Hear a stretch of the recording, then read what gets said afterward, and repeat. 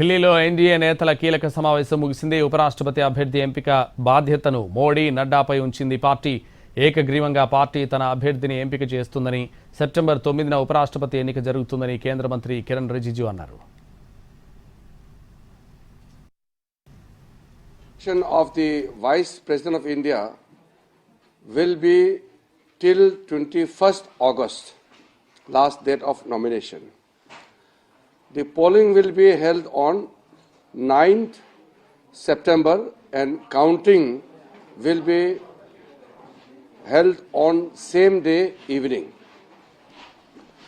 Today there was a NDA Parliamentary Party floor leaders meeting chaired by Rajnath Singh ji.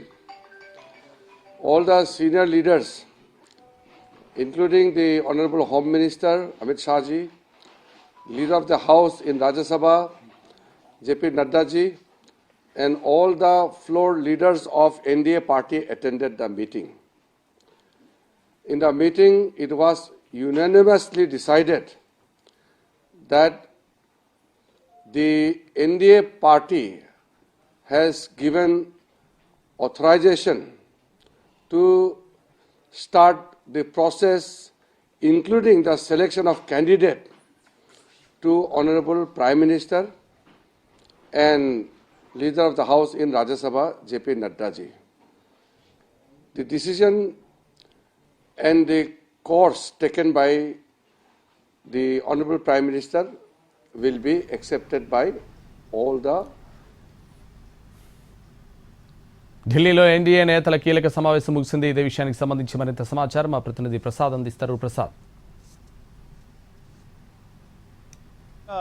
ఉపరాష్ట్రపతి పదవికి ఎన్నికలు జరుగుతున్నాయి. ఈ నేపథ్యంలో ఎన్డీఏ నేతలు అంటే బీజేపీ నేతలు ఎన్డీఏ కూటమి పక్షాల నేతలతో సంప్రదింపులు జరిపి ఆ మేరకు ఉపరాష్ట్రపతి అభ్యర్థి ఎంపికపై వారి అభిప్రాయాలు తీసుకోవాలని చెప్పి ఈ సమావేశాన్ని ఏర్పాటు చేయడం జరిగింది. ప్రధానంగా బీజేపీ జాతీయ అధ్యక్షుడు, కేంద్ర మంత్రిగా ఉన్నటువంటి జేపీ నడ్డా, అదేవిధంగా అగ్రనేతలుగా ఉన్నటువంటి రక్షణ శాఖ మంత్రి రాజ్నాథ్ సింగ్, అదేవిధంగా కేంద్ర హోంశాఖ మంత్రి అమిత్ షా ముగ్గురు ఆధ్వర్యంలో కూడా ఈ సమావేశం కీలక సమావేశం జరిగింది. ఈ సమావేశంలో అన్ని పక్షాల నేతలను కూడా తమ అభిప్రాయాన్ని చెప్పాలని చెప్పి కోరడం జరిగింది. ముఖ్యంగా ఎన్డీఏ భాగస్వామ్య పక్షాలుగా ఉన్నటువంటి టీడీపీ, జనసేన ఈ రెండు పార్టీలు చెందినటువంటి నేతలు కూడా ఈ సమావేశానికి హాజరు. పార్లమెంట్లోని ఉభయ సభలకు చెందినటువంటి అన్ని పక్షాల నేతలను కూడా ఈ సమావేశానికి ఆహ్వానించారు. జనసేన నుంచి బాలశౌరి హాజరయ్యారు. అదేవిధంగా టీడీపీ నాయకుడిగా ఉన్నటువంటి శ్రీకృష్ణదేవరాయలు, అదేవిధంగా కేంద్ర మంత్రిగా ఉన్నటువంటి రామ్మోహన్ రెడ్డి కూడా ఈ సమావేశానికి హాజరయ్యారు.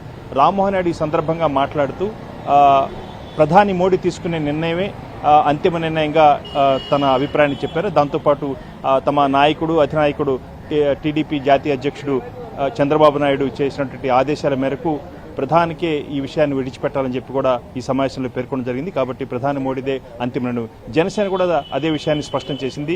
తమ జనసేన నాయకుడు పవన్ కళ్యాణ్, ఉప ముఖ్యమంత్రి పవన్ కళ్యాణ్ నిర్ణయాన్ని ఈ సమావేశంలో స్పష్టం చేస్తూ ప్రధాని మోడీదే అంతిమ నిర్ణయం, ఆ నిర్ణయానికి కట్టుబడి ఉంటామని కూడా బాలశౌరి సందర్భంగా చెప్పారు.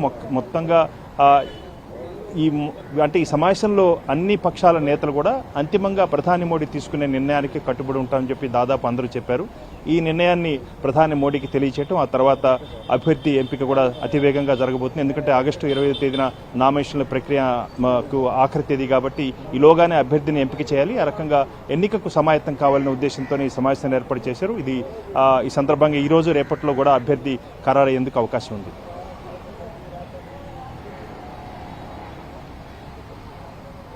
Right, thank you.